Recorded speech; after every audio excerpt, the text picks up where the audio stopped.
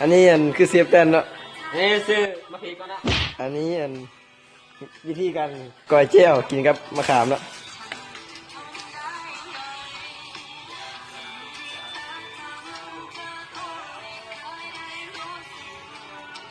เชื่อจากมานี่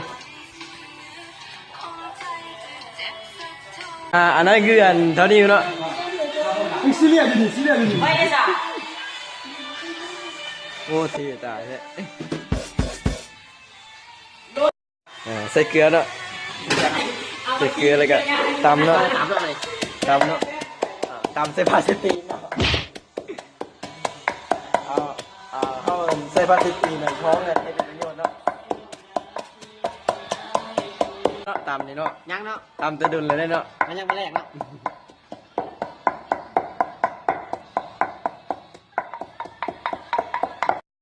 ขั้นตอนต่อไปเนาะ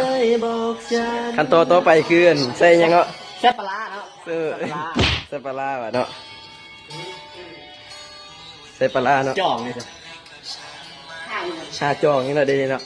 อันนี้โอ้บนบ่เห็นเนาะอันนี้คือเท่านิ้วเนาะเท่านิ้วอันนี้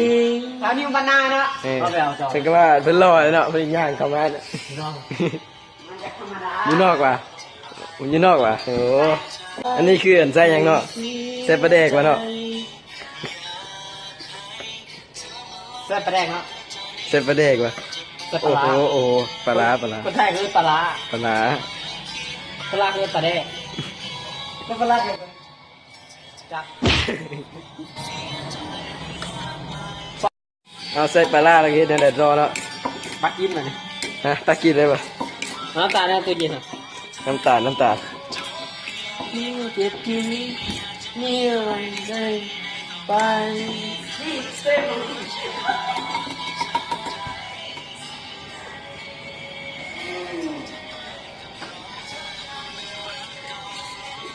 น้อยนี่เนาะใส่น้ำตาลเนาะใส่น้ำตาลเนาะก็ต้องใส่หลายเนาะเป็นเบาหวานตายเนาะผงชูรสล่ะอยู่ไหนโอ้ยมีคนไทยเลยเนาะผงชูรสอยู่ไหนครับเด็กอะแต่งงบอมันเมื่อไหร่วะเขาจะได้ถึงนี้สิมันยังอันนี้เนาะมันยังอันนี้มึงเน่าใส่ผงชูรสลงไปค่ะผงชูรส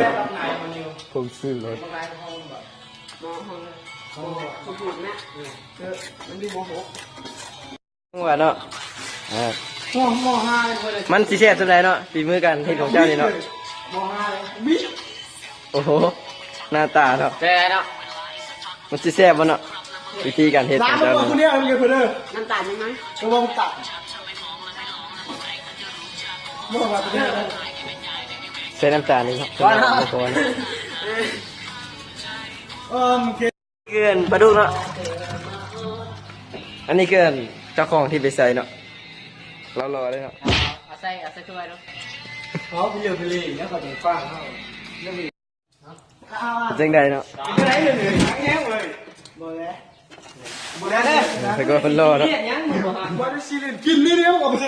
อันนี้เนาะคืออะไรมีชื่อของเขาเลยเป็นกำลังกินเนาะอันนี้เท่านี้เนาะไปกับคนรอเนาะเจ็บไปเนาะตอนนี้เด็กกูมันชอบอันนี้คือมะขามเนาะมะขามหวานจริงนี่วิตามินไม่ได้ใจเลยดิกินข้าวหอมหนุกกี้แล้วนั่นกำลังหยับเนาะเสียบเนาะมังซอกูครับมืออยู่แล้ว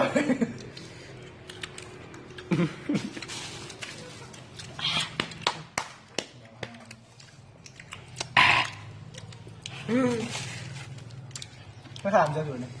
ไม่เห็นกูแซ่บอยู่บ้านนะไปหาพักแยงมากินครับลึกเลยตายก็เลยยืนนี่มันไม่ได้ยกก็มีตะก้อน